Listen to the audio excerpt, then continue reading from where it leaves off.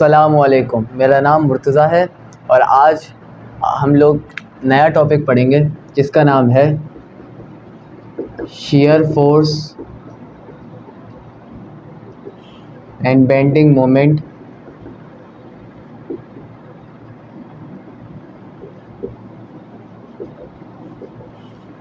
on UDL। इससे पहले हमने जो लेक्चर किया था उसके अंदर हम लोगों ने पढ़ा था कि shear force bending moment की जो हम कैलकुलेशन करते हैं पॉइंट लोड के ऊपर किस तरीके से करते हैं। तो जो भी जिन्होंने भी मेरे पुराने लेक्चर्स देखे होंगे उनको पता होगा कि हमने पहले पॉइंट लोड के ऊपर shear force और बेंडिंग मोमेंट निकाला था। तो अब हम लोग करेंगे कि shear force और बेंडिंग मोमेंट UDL के ऊपर कैसे निकालें। तो पहले एक छोटा सा टेबल था, याद होगा जिन्होंने भी पॉइंट लोड का मेरा लेक्चर सुना होगा कि हम लोगों ने एक पहले छोटा सा एक टेबल बनाया था, उसकी मदद से फिर हमारे जो सवाल था वो सॉल्व होना आसान हो गया था। तो इसी तरीके से एक छोटा सा टेबल बनाएंगे, ठीक है। ये टेबल समझेंगे, उसके बाद फिर सवाल सॉल्व करेंगे। अब ये टेबल है UDL के ऊपर, सही है। ये है shear फोर्स और ये है बेंडिंग मोमेंट। अब shear फोर्स के ऊपर UDL की कैसी डायग्राम बनती है और बेंडिंग मोमेंट के ऊपर UDL की किस तरीके से डायग्राम बनती है ये समझें, सही है। तो shear फोर्स के ऊपर जो डायग्राम बनती है UDL की वो इस तरीके से बनती है, मतलब इस तरीके से आपका पहले लोड लगता है, उसके बाद वो एकदम नीचे जाता है, सही है। और बेंडिंग मोमेंट की वो इस तरीके से बनती है, डोम शेप, डी की शेप की डायग्राम बनती है। इसको दिमाग में रखना ताकि जब हम सॉल्व करेंगे और इसकी डायग्राम्स बनाएंगे क्वेश्चन के अंदर तो तुम लोगों को पता रहेगा कि अब क्या करना है, किस तरीके से डायग्राम बनेगी। तो जब मैं डायग्राम बनाऊंगा तो कन्फ्यूजन नहीं होगी तुम लोगों को, सही है। और जिसने भी पॉइंट लोड नहीं देखा है, मेरे लेक्चर को नहीं सुना है, वो जाकर डिस्क्रिप्शन में देख लेना, मैंने लिंक भेज दिया। तो हम लोग अब डायरेक्ट सवाल सॉल्व करेंगे, सही है। अब क्वेश्चन मेरे पास एक है, यहाँ पर लिखा हुआ कि हमें एक बीम दी हुई है,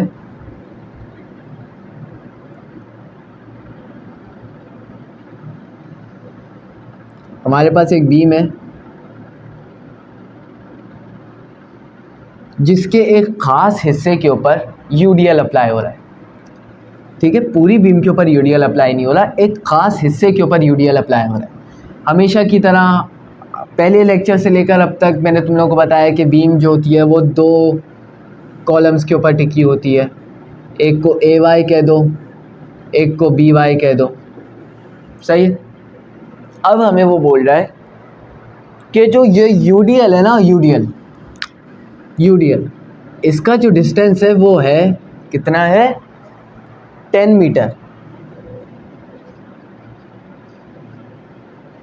और ये जो UDL है ये 50 न्यूटन पर मीटर का लोड है, सही है। उसने क्या बोला हमें, उसने बोला कि एक बीम है, ठीक है, जो 10 मीटर के ऊपर UDL लगा रही है, ठीक है। पूरी बीम है, सही है, ये पूरी बीम है, सही है, ये पूरी बीम है। खास हिस्से के ऊपर ना, इस खास हिस्से के ऊपर UDL अप्लाई हो रहा है, सही है। अब उसने बोला इस UDL का जो डिस्टेंस है ना वो है 10 मीटर, ठीक है। अब वो बोल रहा है कि मज़ीद जो पूरी बीम है उसके ऊपर एक ख़ास डिस्टेंस के ऊपर पॉइंट लोड भी अप्लाई हो रहा है। पहला पॉइंट लोड कितने का है, 50 न्यूटन का, और दूसरा है 10 न्यूटन का। पहला पॉइंट लोड है 50 न्यूटन का और दूसरा लोड है 10 न्यूटन का, सही है। इस तरीके से लोड अप्लाई हो रहा है।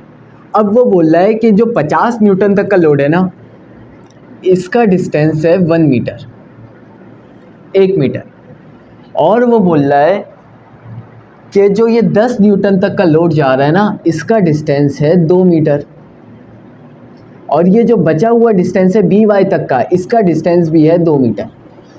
तो अगर गौर करो तो ये जो टोटल बीम की लेंथ आ गई हमारे पास, ये आ गई 15 मीटर, क्योंकि 10 मीटर के ऊपर UDL अप्लाई हो रहा है और ये मज़ीद 5 मीटर के ऊपर पॉइंट लोड अप्लाई हो रहा है, ठीक है। तो हम यहाँ पर लिख देते हैं कि भाई 15 मीटर टोटल बीम की लेंथ है। ये क्वेश्चन हमारे पास गिवन है, सही। अब वो बोल रहा है कि ये क्वेश्चन है, इसके ऊपर शियर फोर्स और बेंडिंग मोमेंट निकालो, यूडीएल के ऊपर भी निकालोगे और पॉइंट लोड, क्योंकि यहाँ पर जो क्वेश्चन है हमें जो गिवन है क्वेश्चन, उसके ऊपर सिर्फ यूडीएल नहीं दिया हुआ, इसके ऊपर पॉइंट लोड भी दिया हुआ है। तो पॉइंट लोड के लेक्चर्स तुम लोगों ने पढ़ लिए होंगे यकीनन। तो मैं तुम लोगों को यूडीएल समझाऊंगा और पॉइंट लोड के ऊपर जब हम लोग धीरे धीरे आएंगे तो तुम लोगों को खुद समझ में आने लग जाएगा कि पॉइंट लोड कैसे निकालते हैं। क्योंकि जब क्वेश्चन आता है पेपर के ऊपर तो यूडीएल और पॉइंट लोड अलग अलग नहीं आता, ज़्यादातर जो पेपर में क्वेश्चंस आते हैं वो मिक्स करके आता है। इस तरीके के क्वेश्चंस होते हैं, थोड़े से डिफ़िकल्ट होते हैं। अगर सिर्फ पॉइंट लोड हो या सिर्फ यूडीएल हो तो क्वेश्चन काफ़ी आसान हो जाता है। तो इसलिए थोड़ा सा डिफ़िकल्ट क्वेश्चन बनाते हैं ये लोग पेपर के लिए, इसलिए मैं तुम लोग को इस तरीके से भी करवा रहा हूँ। अब देखो, हम सबसे पहले क्या करते थे, सबसे पहले हम लोग निकालते थे रिएक्शन। पॉइंट लोड के ऊपर भी ये करते थे, और जो हम लोग पहले यूडीएल और पॉइंट लोड के ऊपर सिंपल जो बीम की फोर्स निकालते थे उसके ऊपर भी हम लोग यही करते थे। अब यहाँ पर हम लोग करेंगे रिएक्शन। अब रिएक्शन कैसे सॉल्व करेंगे, बोल रहा है कि भाई ए वाई है, ए वाई से 10 मीटर तक, ए वाई से लेकर 10 मीटर तक का जो डिस्टेंस है उसके ऊपर 50 न्यूटन पर मीटर की फोर्स लग रही है, यूडीएल लग रहा है, सही है। अब सबसे पहले हम मोमेंट निकालेंगे, summation of M at the rate A is equals to 0, ठीक है। Summation of M at the rate A Y is equals to 0, ठीक है, ए वाई रह गया था। अब तुम लोग बोलोगे कि भाई यहाँ पर जब हम हमारे पास पॉइंट लोड था तो जो भी पॉइंट लोड लग रहा है उसको सिंपल मल्टीप्लाई करवा दो उस डिस्टेंस से तो तुम्हारे पास पॉइंट लोड आ जाएगा। अब यहाँ पर मुर्तज़ा भाई यूडीएल भी दिया हुआ है, पॉइंट लोड भी दिया हुआ है, तो कैसे रिएक्शन निकालेंगे मोमेंट का। तो एक बात याद रखना, यूडीएल चाहे पूरी बीम पर अप्लाई हो रही हो, चाहे किसी खास डिस्टेंस के ऊपर अप्लाई हो रही है, ज़रूरी नहीं है यहाँ पर अप्लाई हो, ज़रूरी है बीच में अप्लाई हो जाए, ज़रूरी है कोने पे अप्लाई हो जाए, ज़रूरी नहीं है कि यहीं पर ही अप्लाई हो, पूरी बीम पे भी अप्लाई हो सकती है, तो कहीं पर भी अप्लाई हो। सबसे पहले क्या करना है, जितने हिस्से के ऊपर यूडीएल अप्लाई हो रहा है सबसे पहले उस हिस्से को उस जितना लोड अप्लाई हो रहा है उससे मल्टीप्लाई करवा दोगे। पहले ये काम कर दो, ये काम कर दो, पहले जितने हिस्से पर यूडीएल अप्लाई हो रहा है उसको मल्टीप्लाई करवा दो जितना यूडीएल अप्लाई हो रहा है। क्या बोल रहा हूँ, जुमले पे गौर करना, ये थोड़ा सा ना समझने वाला पॉइंट है, क्योंकि अक्सर लड़के ना यही गलतियाँ कर देते हैं। जितने डिस्टेंस के ऊपर यूडीएल अप्लाई हो रहा है उसको मल्टीप्लाई करवा दो उस वैल्यू से कि जितना लोड अप्लाई हो रहा है, ठीक है। फ़र्ज़ करो 5 मीटर की, या फिर इसी से ही समझा देता हूँ वरना कंफ्यूज हो जाओगे।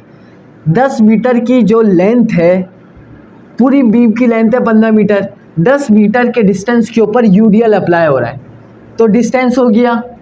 अब डिस्टेंस मल्टीप्लाई करवाओगे किस चीज़ से, जितना लोड, जितना यूडीएल उस हिस्से पे अप्लाई हो रहा है, तो कितना अप्लाई हो रहा है 50 का, तो तुम 10 को 50 से मल्टीप्लाई करवाओगे। सबसे पहले तो तुम लोग ये काम कर दो, बाद में जो भी होगा देखा जाएगा। पहले आंखें बंद करके ये काम कर दो कि भाई जब ये यूडीएल को रिएक्शन निकाल ले तो जितने डिस्टेंस के ऊपर अप्लाई हो रहा है और जितना लोड अप्लाई हो रहा है, जब ये काम कर लो तो उसके बाद एक काम करना, जितनी डिस्टेंस के ऊपर, फर्ज करो ये 10 मीटर के ऊपर अप्लाई हो रहा है, तो जब ये दोनों को तुम मल्टीप्लाई करवा दो तो एक और मल्टीप्लिकेशन आगे होगी कि इस डिस्टेंस का जो इस वैल्यू का जो डिस्टेंस है इस यूडीएल का वो हाफ हो जाएगा, मतलब ये हो जाएगा 5।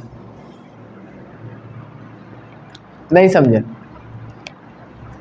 तुम लोगों को याद होगा कि जिसने भी मेरे पहले दूसरे लेक्चर्स देखे होंगे, सही है, जाकर देख लेना। उसके ऊपर जब मैं पॉइंट लोड और यूडीएल, सिंपल पॉइंट लोड और सिंपल यूडीएल समझाता था, तो उसके ऊपर जब मैं यूडीएल समझाता था तो क्या करता था, जितने हिस्से पर यूडीएल अप्लाई हो रहा है उसके डिस्टेंस को उसके साथ यूनिट के साथ मैं मल्टीप्लाई करवा देता था यूडीएल से, जितना भी यूडीएल अप्लाई हो रहा है, सही है। उसके बाद फिर जब हम लोग दोबारा डायग्राम बनाते थे नीचे, तो जो हम लोग डिस्टेंस लिखते थे तो हाफ करके लिखते थे, जैसे 6 है तो 3 करते थे, 5 है तो 2.5 करते थे, 8 है तो 4 करते थे, इस तरीके से हम लोग करते थे। तो हम लोगों ने सिंपल यहाँ पर डायरेक्ट वे में किया है और कुछ भी नहीं, कोई कंफ्यूज होने की ज़रूरत नहीं है, कोई परेशान होने की ज़रूरत नहीं है। हमने सिंपल इसको डायरेक्ट वे में किया और कुछ भी नहीं किया, ठीक है। उसके बाद यहाँ पर डालोगे तुम प्लस, क्योंकि फॉर्मूले का हिस्सा याद है, मैंने पहले भी करवाया हुआ है। अब देखो ये 50 न्यूटन का पॉइंट लोड अप्लाई हो रहा है, ये यूडीएल अब सिंपल है जैसे तुम लोगों ने निकाला है। 50 न्यूटन का पॉइंट लोड अप्लाई हो रहा है, 1 + 10, क्योंकि पूरी बीम पर अप्लाई, यहाँ से लेकर यहाँ तक अप्लाई हो रहा है ना, सिर्फ ये हिस्से में तो अप्लाई नहीं हो रहा पॉइंट लोड। जब ये पॉइंट लोड यहाँ पर अप्लाई होगा तो ये पूरी बीम पर ही होगा, या ये खास कि उसके ऊपर तो नहीं होगा ना, तो इसलिए 10 + 1 कर दोगे तो 11 हो जाएगा, तो 50 × 11 हो जाएगा, फिर दोबारा प्लस होगा। अब देखो 10 न्यूटन का पॉइंट लोड दोबारा अप्लाई हो रहा है, कितने पे, 10, 12 और 13 पर, तो मल्टीप्लाई करवा दो 10 × 13। अब माइनस आ जाएगा क्योंकि दूसरा है रिएक्शन बी वाई का। अब बी वाई × 15, तो डायरेक्ट लिख देता हूँ 15 BY = 0। सही है, इतना समझ में आया। अब तुम लोग इसको मल्टीप्लाई करवा दोगे, ये दोनों 500 हो गए, 500 × 5,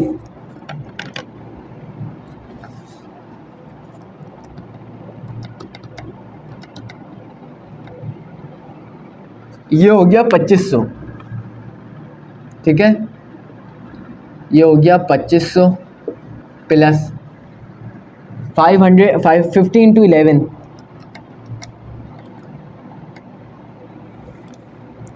ये हो गया 550 प्लस 10 × 13, ये हो जाएगा 130।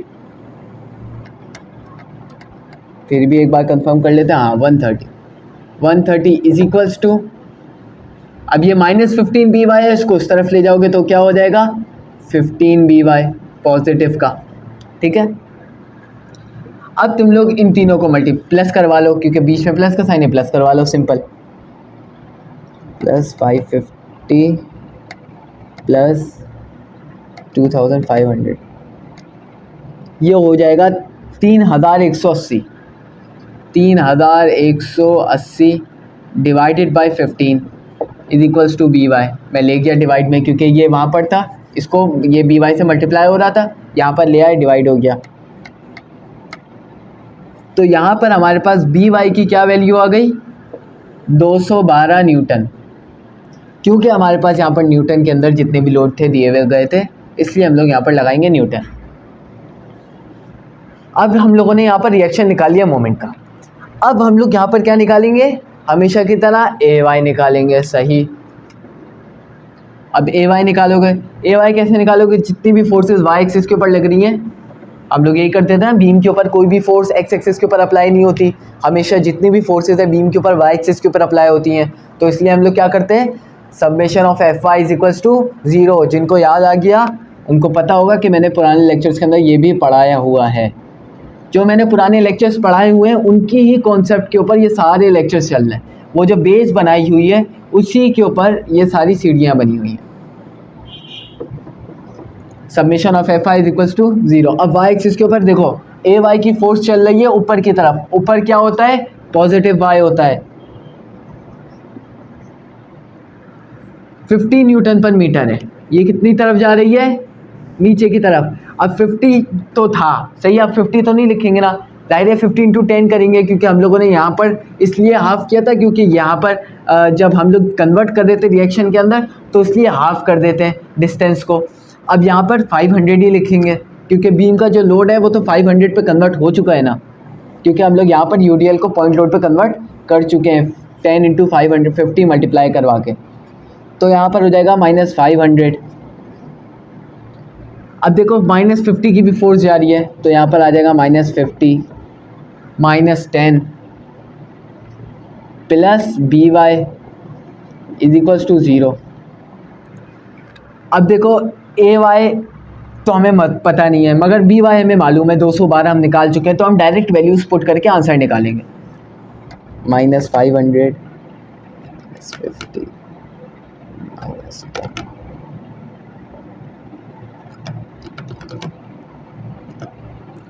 तो यहाँ पर हमारे पास वैल्यू आ गई AY की, क्योंकि अब यहाँ पर अगर तुम प्लस करोगे तो -348 आएगा। अब हमने डायरेक्ट उस तरफ ले गया तो हो गया पॉजिटिव का 348 न्यूटन।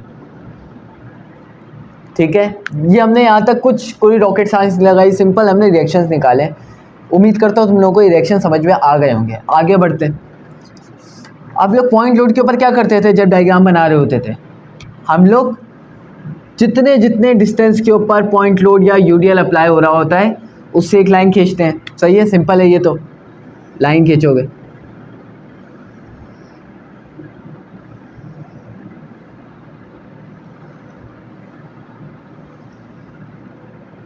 ठीक है, अब इसको दो डिस्टेंस के ऊपर काट दोगे। इसको कह दोगे शियर फोर्स, इसको कह दोगे बेंडिंग मोमेंट। चाहिए इसको, इसका भी तो एक ओरिजिन बनेगा ना। चाहिए, इसको कह दोगे शियर फोर्स, इसको कह दोगे बेंडिंग मोमेंट। ये एरिया बेंडिंग मोमेंट का, ये एरिया शियर फोर्स का। सही है।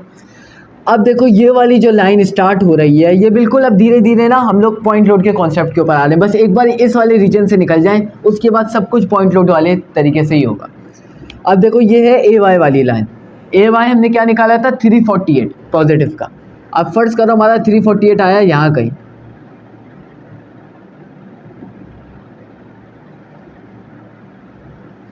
यहाँ कहीं हमारा 348 आ गया। ठीक है, अब देखो यहाँ पर है 50 और 10।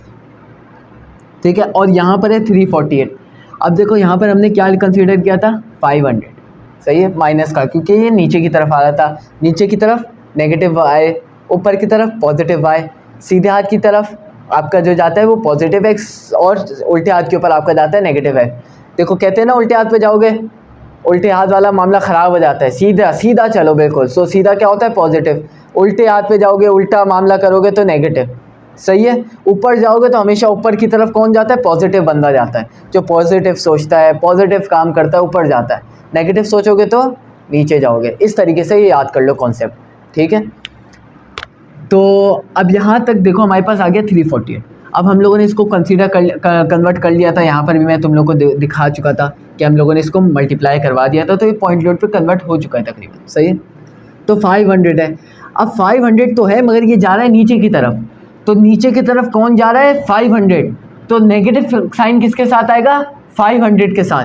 तो यहाँ पे करोगे 348, यहाँ पे लिख देता हूँ मैं 348 माइनस 500। 348 माइनस 500, तो यहाँ पर तुम्हारे पास क्या आ जाएगा? -152। अब ये -152 सीधा नीचे जाएगा, क्योंकि ये तो ऊपर तो पॉजिटिव का रीजन है ना, ये पॉजिटिव का रीजन, ये नेगेटिव का रीजन। अब -152 आंसर आया है, हम लोगों ने जब इन दोनों को माइनस किया तो ये जाएगा नीचे। फर्ज करो हमारा -152 यहाँ कहीं आ गया। सही है, यहाँ कहीं हमारा -152 आ गया। यहाँ लिख देता हूँ -152। सही है, अब ये बन गया पॉजिटिव का रीजन, ये बन गया नेगेटिव का रीजन। सही है, अब देखो यहाँ पर तो -152 आ गया, मगर एक बात बताओ, ये जो पूरी डिस्टेंस थी ये तो 10 मीटर की थी। ये पूरी डिस्टेंस 10 मीटर की थी। अब मुझे एक बात बताओ, ये वाला डिस्टेंस और ये वाला डिस्टेंस कैसे कैलकुलेट करेंगे? जब ये पूरी 10 की थी और ये जब हिस्सों में टूट गया है तो यकीनन यहाँ पर भी तो कुछ निकलेगा ना, है ना? ये भी तो कुछ निकलेगा। तो इसको हम निकालेंगे कैसे, वो मैं तुम लोगों को बताऊंगा, मगर इसका जो काम है वो निकलेगा बेंडिंग मोमेंट के ऊपर। तो अभी फ़िलहाल हम लोग इसको रोक देते हैं और पूरा शेयर फोर्स ख़त्म करते हैं पहले। ठीक है, अब देखो यहाँ पर जो है तुम लोग देख रहे हो कि यहाँ पर 50 न्यूटन का पॉइंट लोड अप्लाई हो रहा है। सही है, अब देखो ये 152 था, है ना? अब 152 से ये इसने इतना डिस्टेंस कवर किया। ठीक है, ये यहाँ पर आ गया। अब यहाँ पर अप्लाई हो रहा है 50 न्यूटन का लोड। अब 50 न्यूटन अब ये -152 था, ये भी माइनस का है क्योंकि नीचे की तरफ जा रहा है। तो -152 को माइनस करवा दोगे, क्योंकि पॉइंट लोड तो सिंपल होता है ना, सिंपल माइनस करो, कुछ मल्टीप्लिकेशन नहीं, कुछ डिवाइड नहीं, सिंपल माइनस कर दो। -152 -50, तो तुम्हारे पास आंसर आ जाएगा -202 का। तो फ़र्ज़ करो -202 यहाँ कहीं आ गया। सही है, यहाँ कहीं आ गया तुम्हारा -202। ठीक है, अब इसने दोबारा ये वाला डिस्टेंस कवर किया, यहाँ पर आ गया मामला। ठीक है, अब देखो यहाँ पर आया तो यहाँ पर 10 न्यूटन का लोड अप्लाई हो रहा है, तो क्या होगा, मुझे यकीन है तुम लोगों को कैलकुलेशन पता चल गई होगी कि अब क्या करेंगे हम लोग। सिंपल है, हाँ -202 को -10 कर देंगे, -202 को 10 से माइनस कर देंगे तो आंसर आ जाएगा। यहाँ पर आ गया हमारे पास -212। फर्ज करो -212 हमारा यहाँ कहीं आया, -212 -212, ठीक है, -212 फर्ज करो हमारा यहाँ कहीं आया। अब देखो अगर तुम लोग गौर करो, इसने दोबारा डिस्टेंस कवर किया, सही है। अब हम लोग आ गए बी वाई वाले पे आके टकरा गए। हमने स्टार्ट कहाँ से लिया था, ए वाई से, ए वाई की वैल्यू पुट करके स्टार्ट किया था और हम आगे टकरा गए बी वाई से। हम चले यूं यूं यूं करके और टकरा गए बी वाई से। अब बी वाई से जब हम टकराए तो बी वाई तो भाई अपनी एक वैल्यू लेके वैसे ही खड़ा हुआ है, आओ टकराओ। अब बी वाई है पॉजिटिव का 212, ये है नेगेटिव का 212, तो कैंसिल हो जाएगा और हमारे पास आंसर आ जाएगा 0 के ऊपर। 0 पे आंसर आना, अब ये ऐसे इस तरीके से ऊपर चला जाएगा। सांप सीढ़ी का खेल खेला है, लूडो पे के ऊपर पीछे सांप सीढ़ी का गेम होता है, उसी तरीके से गेम चलता है। सांप ने काट लिया नीचे, सीढ़ी मिल गई तो ऊपर, सही है, ये वो वाला खेल होता है, सही है। मगर यहाँ पर ये होता है, वहाँ पे क्या होता है 100 के ऊपर आएगा तो जीत हो गया। यहाँ पर ये होता है अगर आप 0 के ऊपर पूरा ग्राफ ले आए, चाहे वो बेंडिंग मोमेंट हो, चाहे शेयर फोर्स हो, चाहे यूडीएल के अंदर, चाहे पॉइंट लोड के ऊपर, अगर आप 0 के ऊपर अपने इस आंसर को लेकर आ गए, अपने जो ग्राफ है वो 0 पे लेकर आ गए तो जीत गए। वहाँ पर क्या होता है 100 पे अगर आ गए तो जीत जाओगे, यहाँ पर आ गए 0 पे अगर आ गए तो जीत जाओगे। तो हम लोगों का ग्राफ आ गया 0 पर। कैसे, ये -212 था, ये पॉजिटिव का 212 था, प्लस और -212 0 आएगा, यहाँ पर आ गया 0। तो इस बात से हमें ये तो पता चल गया कि उस्ताद हमारा शेयर फोर्स का तो जवाब सही है, हमारे पास जो शेयर फोर्स हमने किया है वो तो सही है। अब यहाँ पर माइनस माइनस इसलिए लगाया क्योंकि माइनस का रीजन था, पॉजिटिव का रीजन सिर्फ एक ही है, सही है। अब देखो हमारे पास है बेंडिंग मोमेंट, ठीक है, मैं इसको मिटा देता हूँ क्योंकि अब थोड़ी बहुत कैलकुलेशन होगी इसलिए, ठीक है। अब देखो हमारे पास आ गया बेंडिंग मोमेंट। अब बेंडिंग मोमेंट को निकालने के लिए, देखो बेंडिंग मोमेंट निकालने के लिए ना, अब देखो यहाँ पर इस पॉइंट के ऊपर आकर ये दोनों इंटरसेक्ट की, ये वाली एक लाइन थी वो इस पॉइंट के ऊपर आकर इंटरसेक्ट हुई, तो जो इंटरसेक्शन पॉइंट होगा ना वहाँ से एक और लाइन खींच दोगे,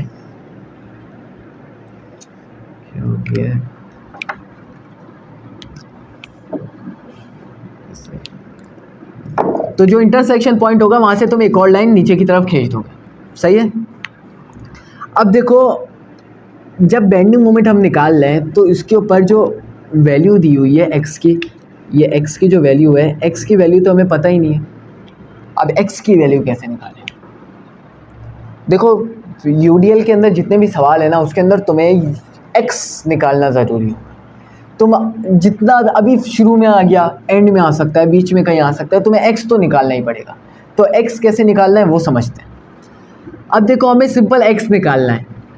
x की लाइन क्या चल रही है 348 की, ऊपर 348 है नीचे x है, देखो ना ऊपर 348 और नीचे x।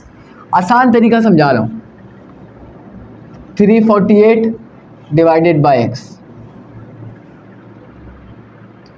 ऊपर 348 था ऊपर लिख दो, डिवाइड करके नीचे x था नीचे x लिख दो, कुछ मत सोचो, इज इक्वल्स टू लगा दो,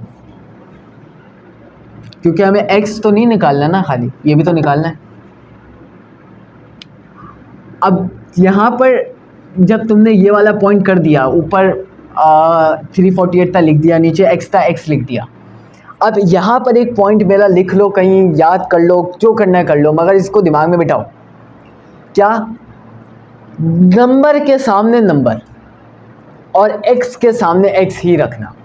अब देखो पहले में तो तुम फ्री थे, 348 ऊपर लिख दिया नीचे x लिख दिया, अब तुम बाइंड हो गए हो, अब तुम बंद गए। कैसे, नंबर के सामने नंबर ही लिखना है उस्ताद, और नंबर के सामने दूसरा नंबर क्या है 152।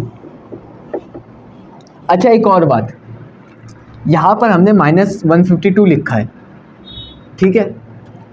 मगर जब तुम लोग x निकालोगे तो तुम लोगों को कोई भी साइन लगाने की ज़रूरत नहीं है, ना माइनस की ना प्लस की। तो तुम लोग सिंपल एज इट इज़ लिख दोगे नॉर्मल तरीके से, कोई साइन वगैरह लगाने की ज़रूरत नहीं है कि हमने यहाँ पे माइनस लिखा है तो -152 डिवाइडेड बाई 10 - x करोगे, ऐसा नहीं होगा।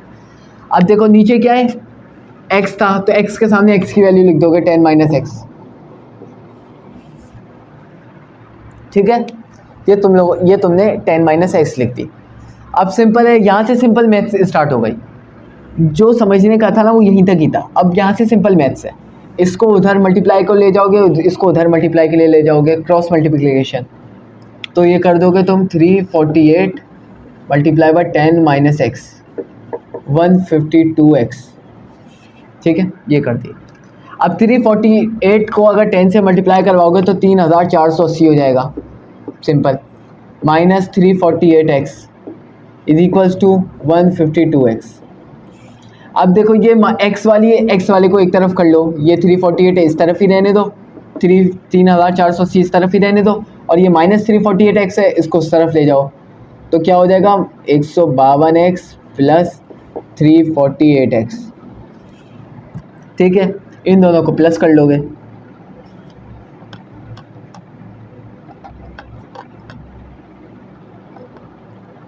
तो ये बन जाएगा आपके पास 500x। अब 3480 डिवाइडेड बाय 500, तो तुम्हारे पास आ जाएगा। अब ये x की वैल्यू क्या आ गई, इसको यहाँ पे डिवाइड करवा दोगे तो तुम्हारे पास आ जाएगी x की वैल्यू 6.96 आ गई, सही है। अब ये तुम्हारे पास आ गई x की वैल्यू, ठीक है, ये x की वैल्यू आ गई। अब x की वैल्यू तुम यहाँ लिख दो 6.96 ताकि आसानी रह जाए। अब 10 - x यानी 10 - 6.96 करोगे तो कितना हो जाएगा,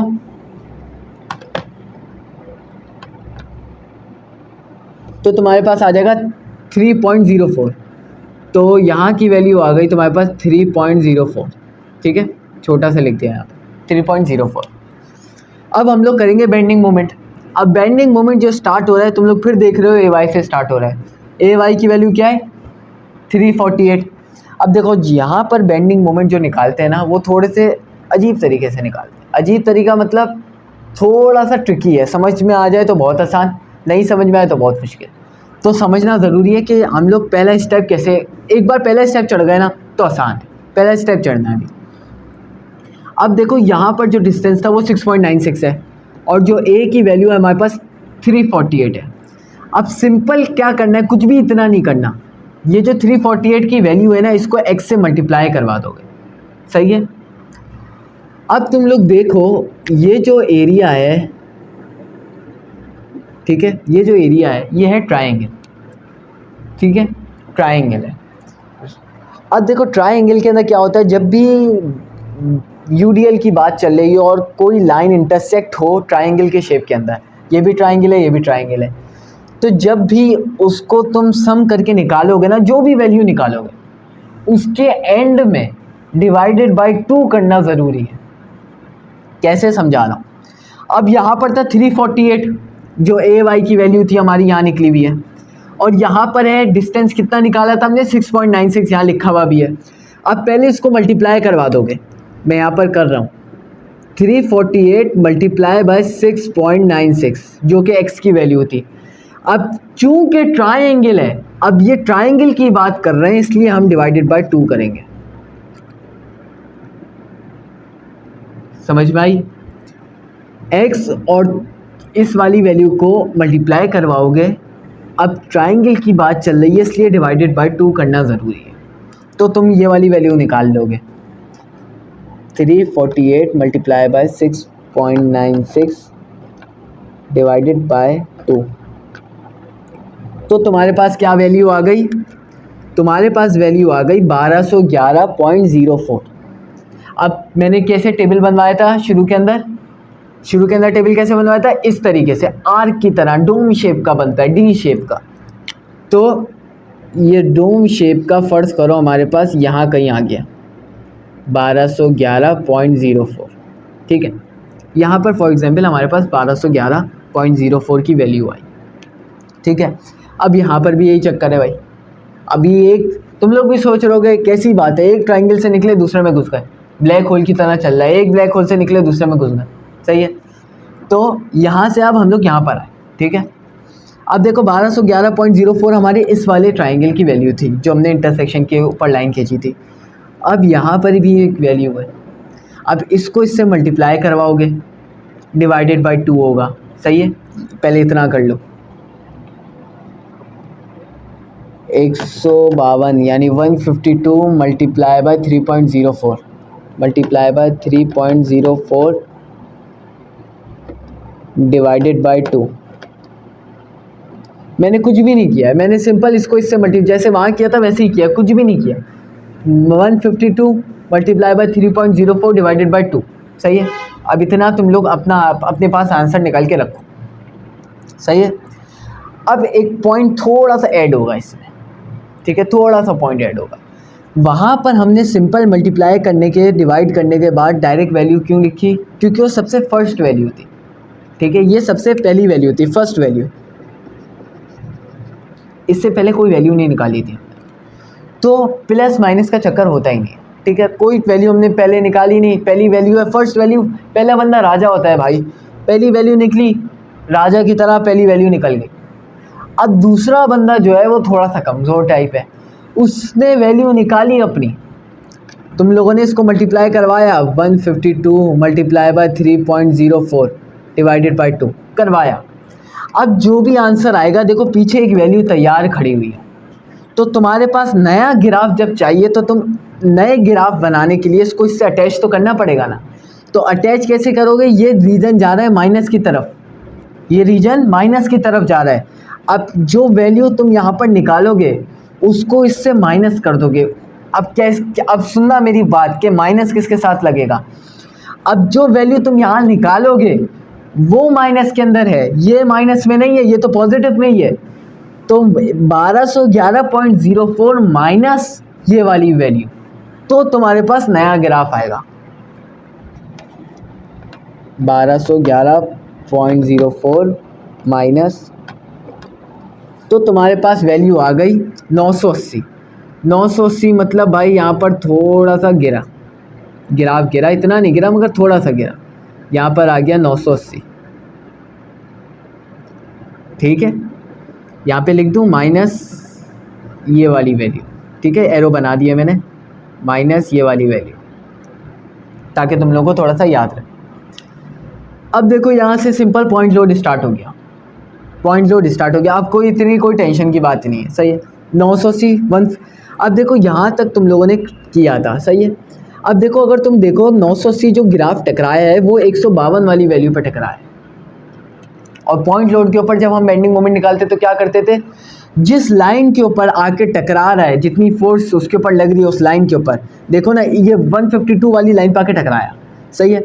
अब क्या करते थे हम लोग, इस डिस्टेंस को इस फोर्स को इस डिस्टेंस के साथ मल्टीप्लाई करवाते थे, और जो भी आंसर आएगा और जो उस रीजन के अंदर है, जैसे ये माइनस के रीजन में, तो सिंपल इसको इससे माइनस करवा दोगे, 980 माइनस 152, तो आंसर आ जाएगा तुम्हारे पास 828 सॉरी।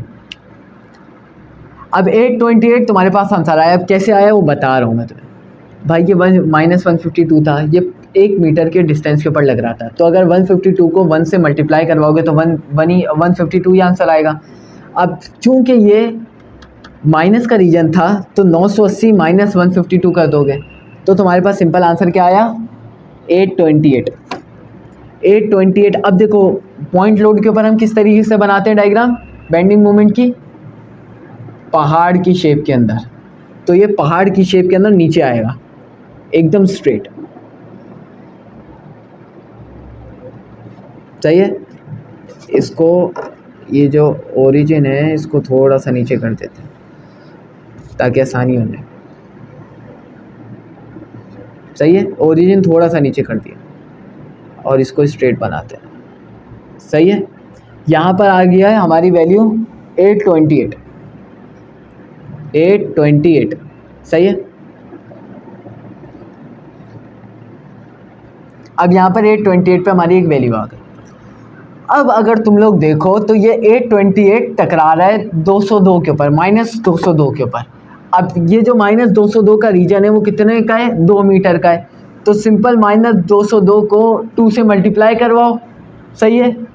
202 को 2 से पहले मल्टीप्लाई करवाओ, 202 मल्टीप्लाई बाई 2, तो यह आ गया हमारे पास 404, सही है। अब सिंपल 828 माइनस 404 कर लो। ये सब मैं पॉइंट लोड के ऊपर जब मैंने शेयर फोर्स और बेंडिंग मोमेंट करवाया था सब सिखा चुका हूँ। मैं डिस्क्रिप्शन में लिंक डाल दूंगा, जिसको भी थोड़ा सा पॉइंट लोड समझना हो तो वो जाके देख सकता है। मैं यहाँ पे लिख रहा हूँ, सही है। 828 माइनस अब 202 मल्टीप्लाई बाय 2, क्यों, क्योंकि ये 202 जो है वो 2 मीटर के डिस्टेंस के ऊपर है। तो सिंपल 828 माइनस, तो हमारे पास आंसर आ गया 424 का। तो फर्ज करो 424 तुम्हारा यहाँ का यहाँ गया, 424, सही है। ये 424 हमारा यहाँ का यहाँ गया। अब देखो 424 जो है वो 212 पे आके टकरा रहा है। 212 इंटू 2 करोगे वैसे ही, 212 इंटू 2, तो हमारे पास आ जाएगा 424। अब यहाँ पर 424 माइनस 212 मल्टीप्लाई बाय 2, तो इसका आंसर क्या आएगा, 424 माइनस 424। तो हमारे पास आराम से ये आ गया हमारा 0 पर। तो हमने शुरू किया AY से, ख़त्म हुआ 0 पर, ऊपर स्टार्ट हुआ AY से, ख़त्म हुआ 0 पर। अब ये 0 पे ख़त्म होना दोनों की निशानी है। अगर बेंडिंग मोमेंट और शेयर फोर्स दोनों 0 पे ख़त्म हो रहे हैं मतलब आपके सवाल में कोई गलती नहीं। ये प्रूफ कर देता है। ये सवाल अपने आप सॉल्व करोगे ना, आप सॉल्व करते ही पहचान पकड़ भी लोगे पेपर के अंदर कि भाई गलत है या सही है, सही है। तो उम्मीद करता हूँ तुम लोगों को ये टॉपिक समझ में आया होगा। इंशाल्लाह इसके और प्रैक्टिस प्रॉब्लम्स हम लोग अगली वीडियोस के अंदर लाएंगे। तब तक के लिए खुदा हाफ़िज़।